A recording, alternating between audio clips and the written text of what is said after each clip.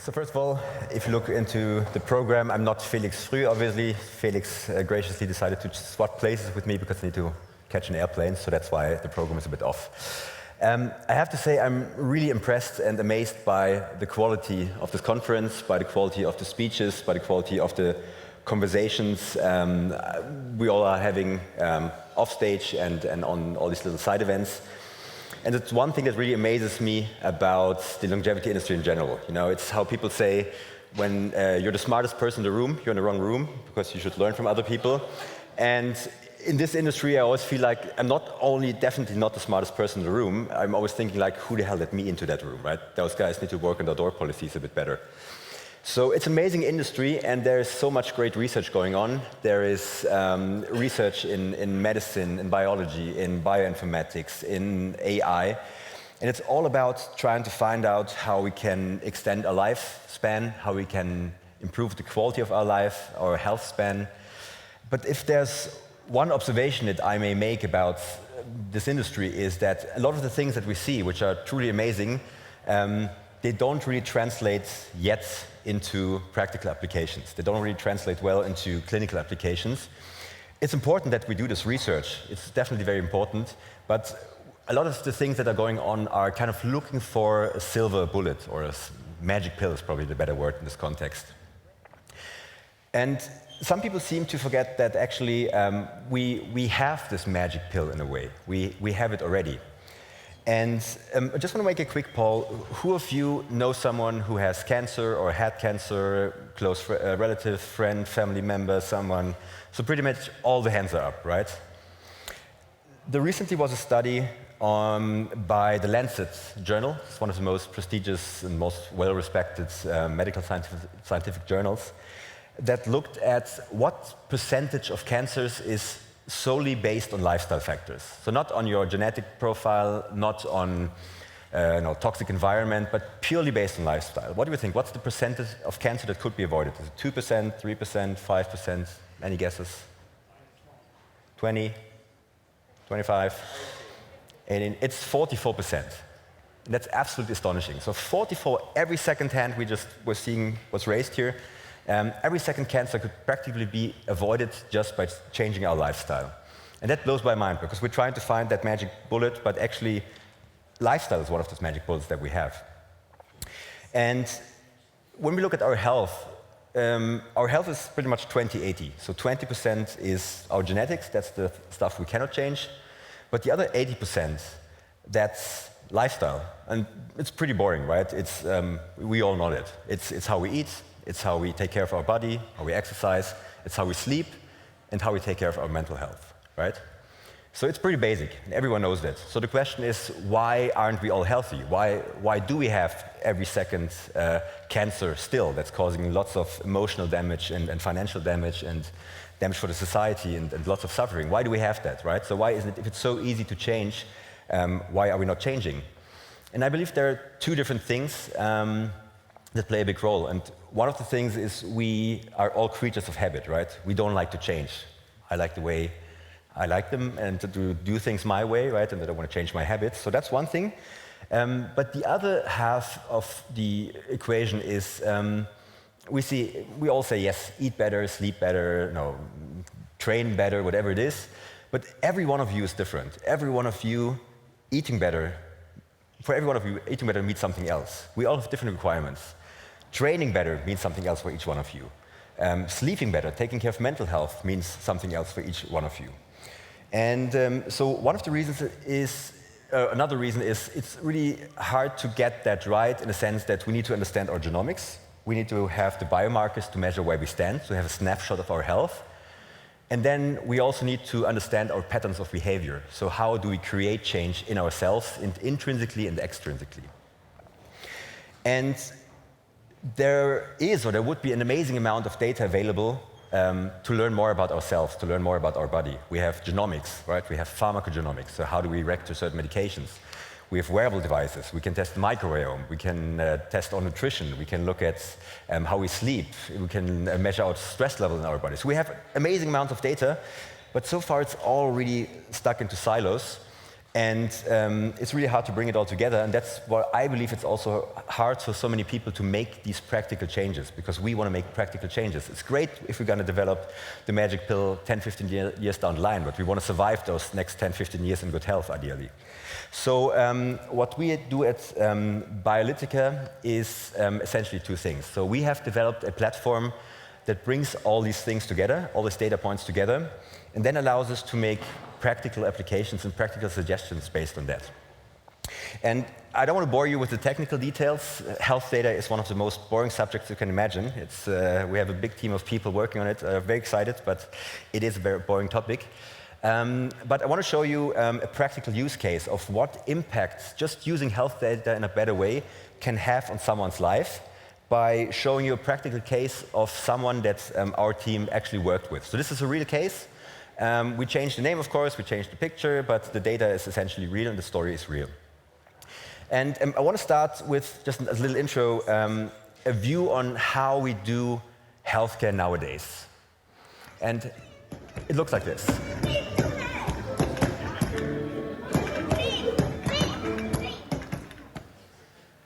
Yeah?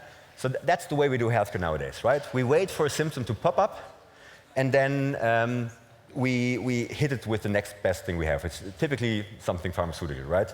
So we got heart issues, statins. We got diabetes, metformin. So whatever it is, we just wait for the symptoms to pop up, hit them with something, and then we get side effects, and then we take medications against that. But we believe there's a better way. And so let me introduce to you that real person. We called him Bob for the sake of the example. He's like many of you in the audience. He's 48, he's married, has 2 kids, he has a dog, is an entrepreneur, very successful investor, very high performance guy. But Bob has also something which a lot of people here in the room will also have, which is called metabolic syndrome. Metabolic syndrome is not an acute disease. It's more a cluster of different symptoms. It's high blood pressure, hypertension, it's fatigue, inability to focus, it's the blood lipids are out of whack. And what this does, you can live with that a long, long time. But what metabolic syndrome does is actually it puts you at a way higher risk of disease later in life. So if you have metabolic syndrome, you're more likely to develop cancer, you're more likely to develop diabetes, you're more likely to develop neurodegenerative diseases. So we want to avoid it. We want to definitely avoid metabolic syndrome. And by the way, if you look to your left and to your right, 1 in 3 of you, if you don't already have it, will develop that over the course of your life. So typically, what does medicine do, right? Medicine, of course, takes out the hammer and does the whack-a-mole thing, so medications. And in the case of Bob, that was exactly the case. So Bob was put by his doctor on different medications, and then he was retested. And what was the answer? More medications. Oh, things got worse, we need to add more medications. And the fun thing about adding more medications is you develop something called polypharmacy. So you have all these lovely little side effects of taking these medications. So it's muscle wasting, it's fever, it's erectile dysfunctions for the gentleman in the room. So all the stuff that's not really nice. It comes from taking more and more stuff. And the more medications we take, the more we decrease the quality of our life later in life, because it has some toxic effects. And again, polypharmacy is a big killer as well. So luckily, Bob knew some of our doctors that we work with, and the question was, what can we do about it? How can we look at healthcare differently? How can we use data to change the way we look at Bob and his condition? And so typically, how does your doctor see you? Your doctor sees you something like that, right? Wonderful list of all the different lab values, right? No one in the room understands unless you really typically, well, most of you probably do, but a lot of people don't understand it.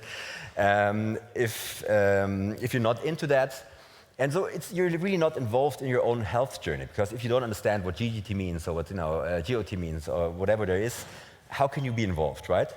So the first thing we do with our platform, it's very simple. It's nothing magical. We just visualize data differently, right? We use colors, we use ranges, we use very simple graphics to just show people, hey, look, in that case, dear Bob, your triglycerides, your blood lipids are 3 times what they should be. Your cholesterol is way too high. You're pre-diabetic, right? Fasting glucose. Your GGT, liver value, twice as high. CRP, 10, that means chronic inflammation going on somewhere. Your blood pressure, you're happy your blood is not shooting out of your eyes because you're like 2 years away from a heart attack. So that's the first thing, that's very simple. But that's just a snapshot. And we always want to look at changes, right? We always want to see, is this just a momentary thing, or is it happening all the time? So what we can do is we can take all the labs and then put them on a timeline and look at it in a different way. And in that case, we could see like cholesterol was an issue for a long, long time.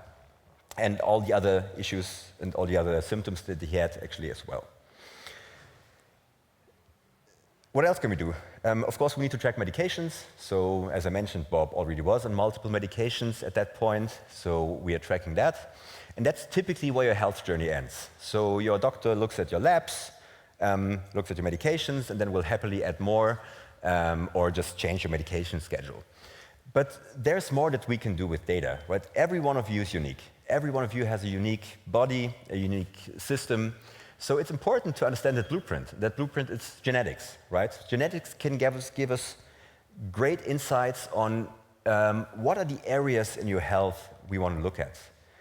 What are the risk factors you might have? So is there a risk maybe for metabolic disease, for example? Is there any specific nutrition you should avoid, right? Is there are there any other conditions, any medications you should avoid? And that doesn't help us because that again is something for the geneticists to look at and you wouldn't understand it. But what we can do, we can use algorithms to turn that data into a simplified version, right? We can say, what are the pathways? So everybody has different pathways. Cellular pathways, inflammation, detox, and so on. We have systemic pathways, the hormone system, the bone structure. We have cardiovascular pathways. So we have different pathways in our body. And by looking at which genes fit into which pathways, we can already see, okay, in Bob's case, it's kind of spot on because he has a very high impact pathway in inflammation and detoxification and also in cholesterol, cardiovascular health. High impact is like return on investment. If you have a high impact gene, it doesn't mean you're screwed. It only means if you do things well, you will improve rather quickly.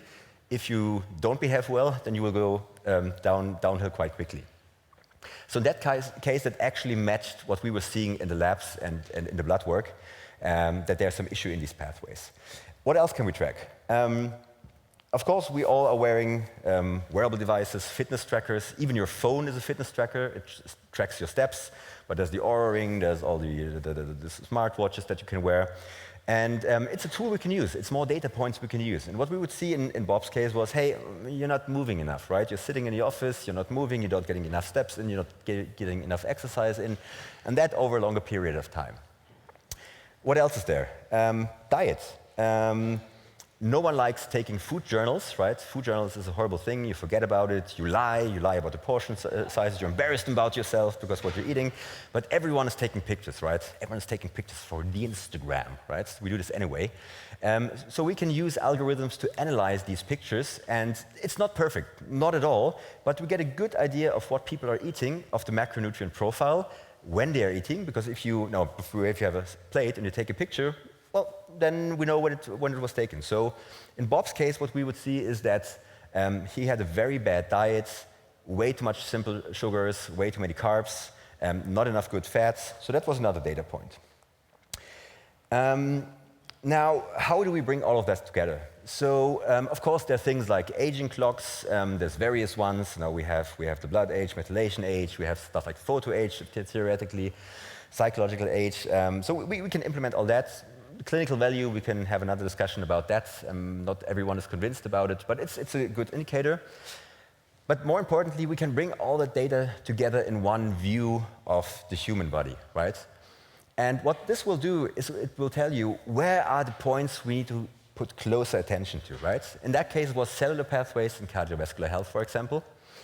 And as I mentioned before, there's more stuff. So in his case, the issue was inflammation detox. In the cardiovascular pathways, there was some stuff. There's other things, systemic pathways, hormonal health, energy pathways, activity pathways, how you recover, for example. So we can track all that, and we can combine all the data points that we have. We combine the information we get from the genomics. We combine the information we're getting from the biomarkers. And biomarkers can also be wearable device biomarkers, so data points, essentially. And then we can bring it all together. And based on that, we know what are the areas, what are our low-hanging fruits in terms of health optimization, of longevity optimization, if you want to call it in that way. Although in Bob's case, it was literally more about his life than about longevity. And so what did we change? We want to truly personalize this experience. So there's a ton of things you can do. We're not talking about medications. We try to avoid medications, of course. But you can, to address these issues, there's a million things you can do. Yeah? You can, it's caloric restriction, there's supplements you can do, there's lifestyle changes, certain types of training, everything. But no one changes 50 things at the same time. Let's not lie to us, right? But what we can do is we can take the data that we have and kind of prioritize it. So inflammation, detoxification, and cholesterol were the biggest issues. And there are a few simple things that you can do in your life to change, to improve, right? You can change your diet a little bit, you can add some supplementations where they're necessary, where you test, where you actually know that you need them. And yeah, so actually that was what Bob was started on, because the doctors only gave Bob 2 months to actually fix this. And then they said, if that doesn't work, it's back on medication. So massively changed the diet, way more fats, went down on all the sugars, really, really hardcore in his case, because he really wanted to make a change, because he didn't want to go back on the medications. Massively changed the diet, still drank a little bit of glass of wine every now and then, it's not too bad. Then we worked with our team with him on his physical health, right? He couldn't run very well because he had knee issues, but then so we did some things to fix the knee issues, then he started running, that was really great. And then what was really amazing, within a few weeks we could see amazing changes. Like inflammation went down from 10 times too high almost to 0. Triglycerides, blood lipids really went into the normal range. Other metabolic values, glucose, pre-diabetes almost went away.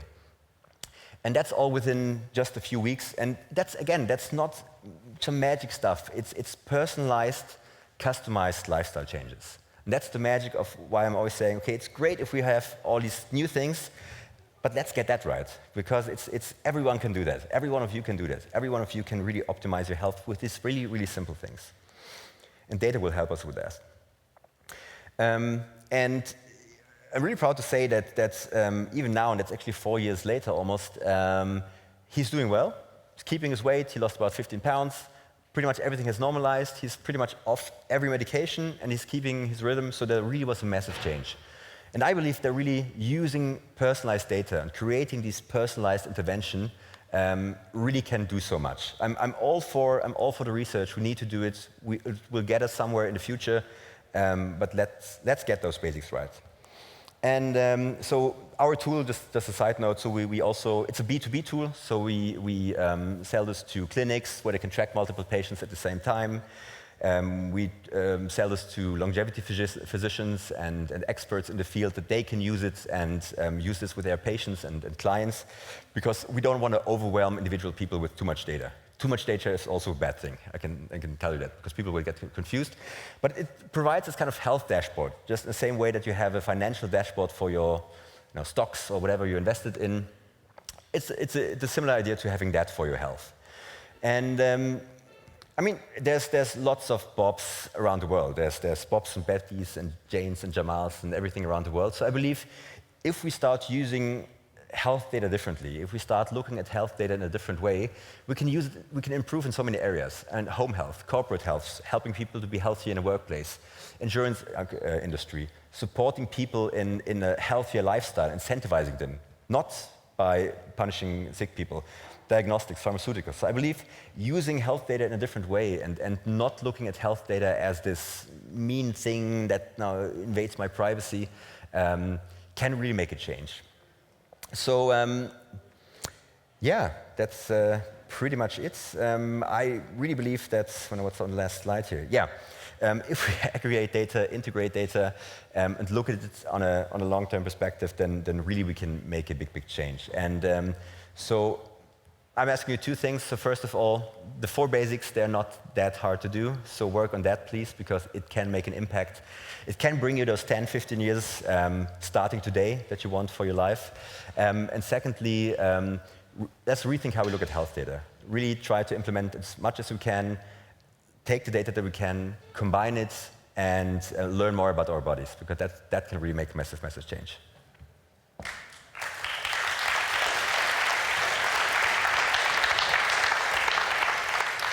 Thank you. Was this a mock-up or was this a real product we were showing? But that's actually from our real platform. The animations, it's animated, but that's actually our platform. That's live. So we. Wow. Yeah. Yeah, look good. Yeah. Wonderful. So. Questions for Rob?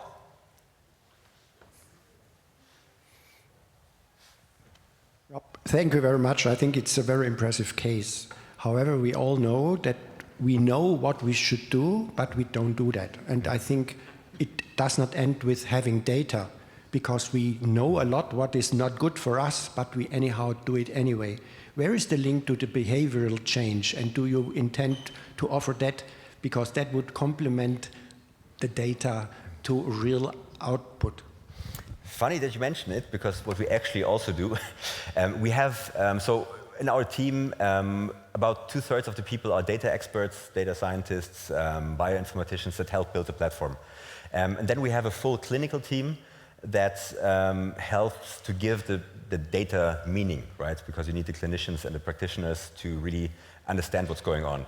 And actually we said, okay, if we have the data, if we have the people, why don't we help people? So what we also offer is like personalized health programs where we coach people along the way to health using that data.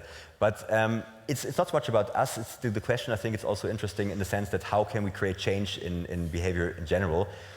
And I think the solution that we found to that is micro-optimization.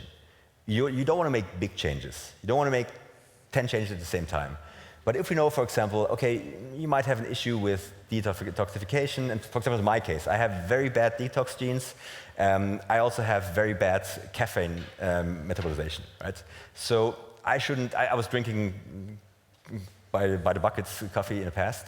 And so am I going to stop coffee completely? No. But knowing that, I can reduce my coffee intake a little. I can stop drinking coffee earlier in the day, so then I can clear it out of my system, and then at night, when I should do the detox, then the processes can work. And so by changing little things over time, it's not an instant process, but making small changes in your life that have a visible impact, that's what creates change. And the great thing about this is it will show us where you can get the biggest impact, because these high impact genes and combinations of data points, if you make a change, you almost see it immediately. And so tiny little changes can go a long way. You just need to keep working on it. Okay, over here, first row. Yeah, thanks for the great presentation, very impressive. So my question is about the data. Where do you get all the data? And you have to do it very often, I believe, from all the data points you showed over a short period, I think a few months. Is that even economically feasible for the majority of the population? How do you get so much data? I mean, there's two answers to that. So the simple answer is we work with clinics and they check their patients, so they do regular retesting. A lot of the longevity clinics that pop up nowadays, they will test you, your baseline, they will retest you, so they get the values, and then we can just integrate it into our system. The question is economically feasible. I once had a great statement, if you think prevention is expensive, wait until you get cancer. So in a sense, I think we need to rethink how we look at preventive medicine and prevention in general, because we are having massive costs that we're paying as a society for things we could avoid at a much lower rate. So yes, of course it costs money to test and retest. Of course genetic tests cost money. Of course the insurance companies hate to do it. But if we would start doing that, we could prevent massive costs down the line. And I think there needs to be rethinking.